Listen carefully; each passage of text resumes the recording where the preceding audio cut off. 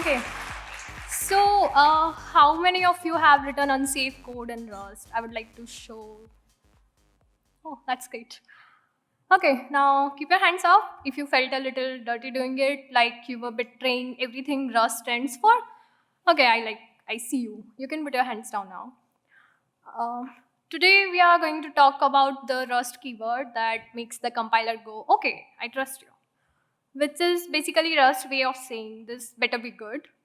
We are talking about unsafe code, not the kind you write at 2 a.m. and delete in shame the next morning, but the kind running in production right now. Processing terabytes of data, powering text editors that you probably use today, and making your concurrent applications actually work without exploding. Now, I know what you are thinking. Wait, isn't the entire point of Rust to keep me from shooting myself in the foot? Yes, but sometimes, and I mean sometimes, you need to very carefully, deliberately aim at your foot for performance reasons. Today, I'm going to show you when that is actually justified, and more importantly, how to do it without actually pulling the trigger. So, let's dive in. Okay, so let's start with the uncomfortable truth that every Rust developer eventually faces. You've written beautiful, idiomatic, safe Rust code, the compiler loves you, your code reviews get approved instantly, everything is perfect until you actually measure the performance. Here is what typically happens. You are doing buffer operations, moving data around, processing streams, that kind of the thing. Your safe Rust implementation takes about 3 milliseconds, not terrible, right? But then you see an unsafe implementation doing the same thing in zero point 0.1 milliseconds. That's like a 30 times improvement, not 30%. It's 30 times faster. The bottlenecks usually show up in three places. First, memory copying. Every time you want to work with a slice of a buffer, safe Rust often needs to copy that data. Second, bounce checking, which is great for safety, but in hot loops that run millions of times. Those checks add up. And third is allocation overhead. If you are doing frequent small allocations, the memory allocator becomes your bottleneck. Now, here is the thing, and this is important. These safety guarantees have like real cost. Rust isn't giving you bounce checking and memory safety for free. The question becomes, when is that trade off worth making? When do we actually need to reach for unsafe? And this brings us to the most critical part of this entire talk. There is a framework I want you to remember. I call it the PEBE framework: profile, exhaust, benchmark, evaluate. First, profile. Is the bottleneck real and measured? Never ever guess about performance. I've seen developer reach for unsafe to optimize something that took like 2% of total runtime. Don't be that person. Use actual profiling tools. If it's not showing up in your flame graphs, it's not your bottleneck. Second is exhaust. Have you tried all safe alternatives? And I mean all of them. Can you use a better algorithm? Maybe change from a vector to a hash map. Use a different data structure entirely. Maybe there is a safe library that already solves this. Safe code should always be your first, second, and third choice.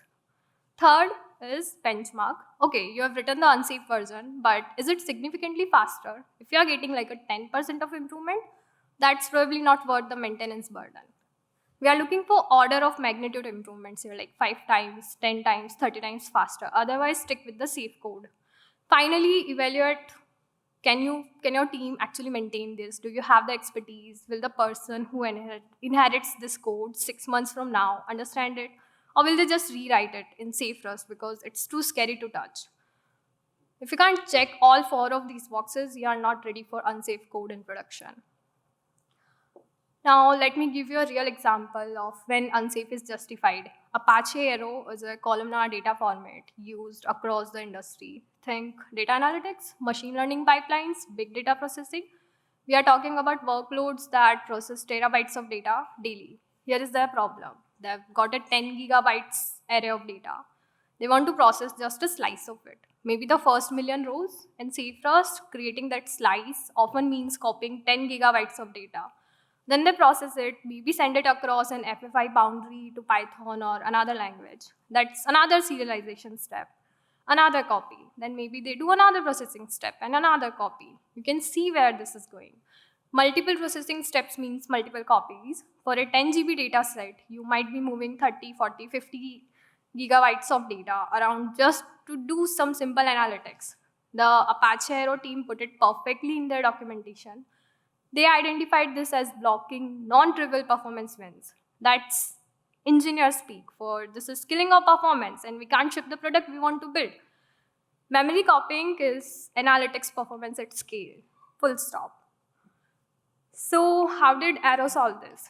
They built something called scalar buffer that uses unsafe. And here is where we get spicy, slice from row parts.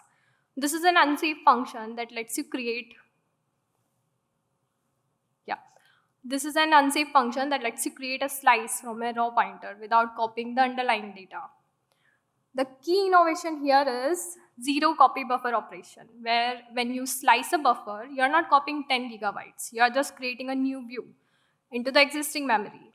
Same data, different window. It's like looking at different pages of the same book instead of photocopying the entire book every time you want to read a chapter. This enables what Arrow calls zero copy slicing. The buffer can be sliced without copying the underlying data. The performance impact, significant improvements in the compute kernels, and here is the beautiful part. All this unsafe code is isolated to the buffer internals. The API that users interact with is completely safe. So users get the safety guarantees they expect from Rust, but Arrow gets the performance it needs to compete with C++ implementations. That's the dream. Safe on the outside, fast on the inside.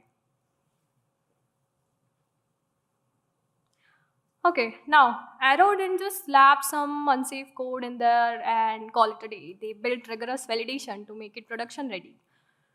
First, alignment validation. If you pass in a memory pointer with wrong alignment, boom, array panics immediately. It doesn't try to proceed with potentially corrupt data. It fails fast and fails loud. Second, safe API encapsulation. Arrow's documentation says they endeavor to be sound, meaning it should be impossible to trigger undefined behavior using their safe APIs. They have thought through all the edge cases. You can't accidentally cause memory corruption from safe code. This is the gold standard for unsafe code in production. You validate everything at the boundaries, you panic on invalid input rather than proceeding, and you make it impossible for users to misuse your API in a way that could cause undefined behavior. The unsafe code is there, but it's locked down tight. Okay. Arrow is now used by Data Fusion, Polars, and major data processing systems across the industry. The business impact, they enable real-time analytics on data sizes that were previously impossible to process in Rust. Here are the key lessons that they learned. First, isolate unsafe to the smallest possible scope. Don't let it leak throughout your code bases. Second, invest heavily in validation and testing, like heavily. Third, document your safety invariants clearly. Write down why this code is safe and what assumptions it makes. And finally, build safe APIs that hide the complexity. Users should never have to think about the unsafe code underneath. Let's look at another example from a completely different domain. Crossbeam is a library for concurrent programming in Rust. Their challenge, traditional locks create bottlenecks under high contention. When you've got dozens of threads all trying to access the same data structure, locks become a massive performance problem. Crossbeam's approach is epoch-based memory reclamation with atomic operations. This enables lock-free data structures that multiple threads can access simultaneously without locks. But here is why unsafe is required. You need atomic pointer manipulation. You are literally manipulating raw pointers with atomic operations. You need precise memory ordering guarantees. You need to tell the CPU exactly how to order operations across threads. And you need manual memory management because you are building lock-free structures. There is no way to express this in safe Rust. The borrow checker simply can't reason about the guarantees you are providing through atomic operations and memory ordering. The real-world impact, Crossbeam powers Tokyo, the async runtime that probably half of you are using. It powers Rayon for parallel iterators. It powers countless concurrent Rust applications. This is production critical infrastructure. Now, let me explain the memory problem that CrossVim solves because it's genuinely fascinating. The question is, how do you safely free memory when multiple threads might still be using it? In a lock-based world, you would lock the data structure, do your operation, then unlock. Simple, but in a lock-free world, thread A might be reading a pointer while thread B is trying to free that same memory. If you free it too early, use after free bug. Crossbeam solution is epochs. Think of it like this. Threads announce when they are actively using memory by pinning an epoch. It's like raising your hand in class to say, I'm using this data right now. The implementation requires row pointer manipulation with very careful ordering, and here is where it gets mathematical. They have actual proofs that memory is never freed while in use.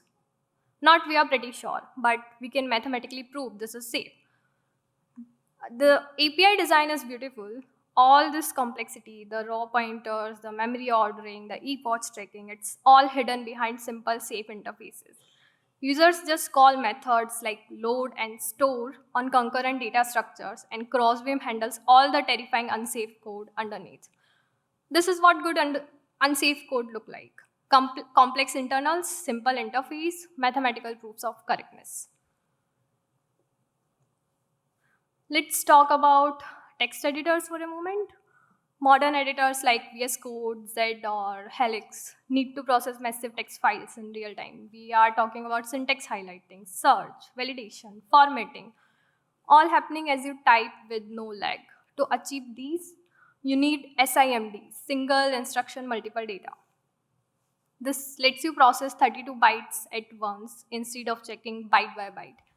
You need custom string validation, particularly for UTF-8, and you need zero copy buffer operation for large documents. Why is unsafe necessary here? SIMD requires direct hardware instruction access. Custom UTF-8 validation means you are working with raw bytes and making promises to the compiler. Buffer manipulation for zero copy operations means raw pointers. Examples include string search, finding text in a million line file, syntax highlighting, analyzing and coloring code, and text transformation. Things like case conversion or regex operations. Editor performance demands SIMD and custom string handling. If you want your editor to feel snappy, you are going to need some unsafe code. Let me break down how this actually works in practice. SIMD string search processes 32 bytes at once instead of byte by byte. So instead of checking, is this an A? Is this an A? Is this an A?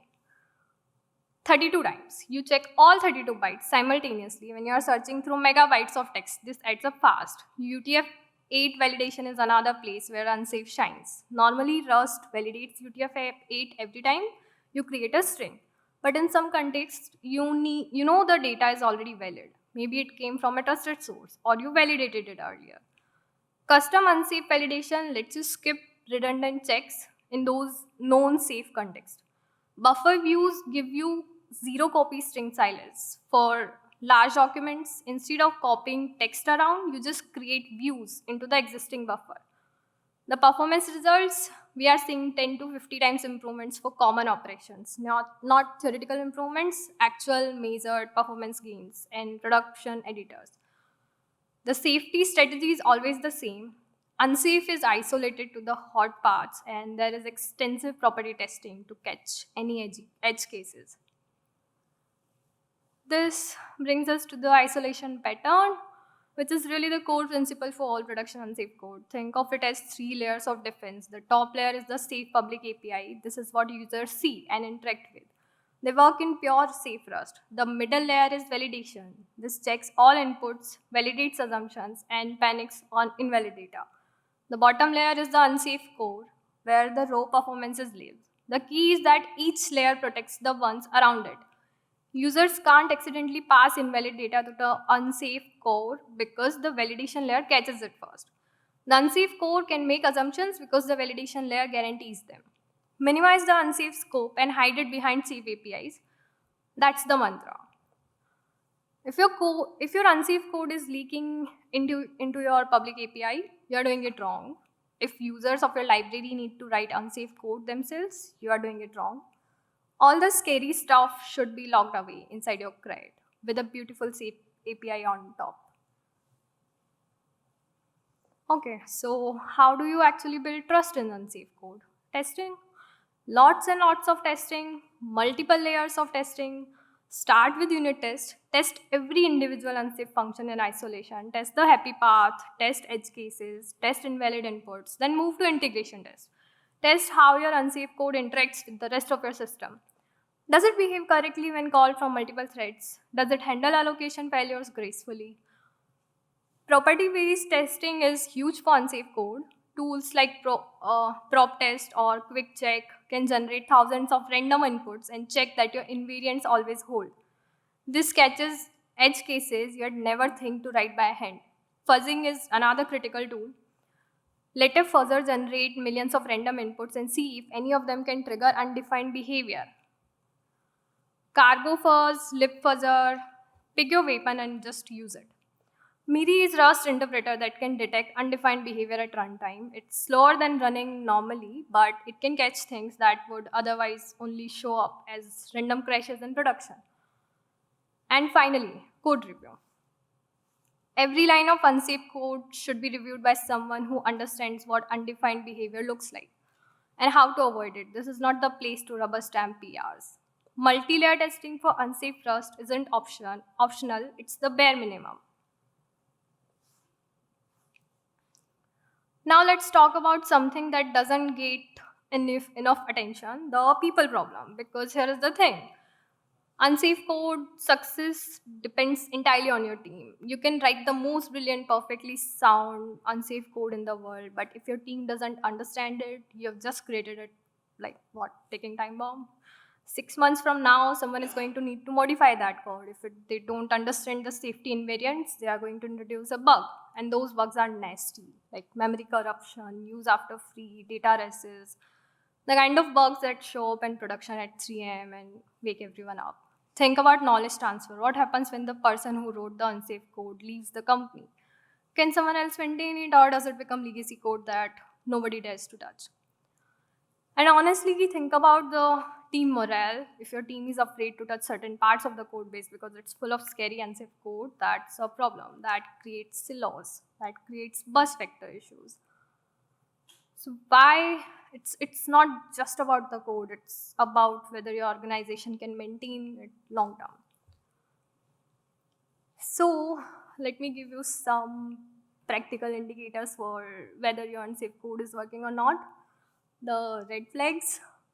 Time to refactor. Are you spending more time debugging than developing? That's a bad sign. Unsafe code should make your life easier, not harder. Is your team afraid to touch the code? That means it's not well understood or well documented. Are your performance gains less than 3 times? Then it's probably not worth the maintenance burden. You could likely achieve similar performance with better safe code, and if bugs keep appearing, especially memory safety bugs, you need to stop and reevaluate. The green flags, you have clear, measured performance improvements. The unsafe code is well contained and thoroughly documented. Your team understands the code, not just one person, but the whole team. And most importantly, you have achieved actual business impact. You have shipped features that weren't possible before, or you have scaled to data sizes that were previously impossible. Um, yeah. Thank you all so much for your time. I hope this gave you a clear picture of when and how to use unsafe code. You can find me on Twitter and GitHub. Feel free to reach out if you have any questions. Thank you.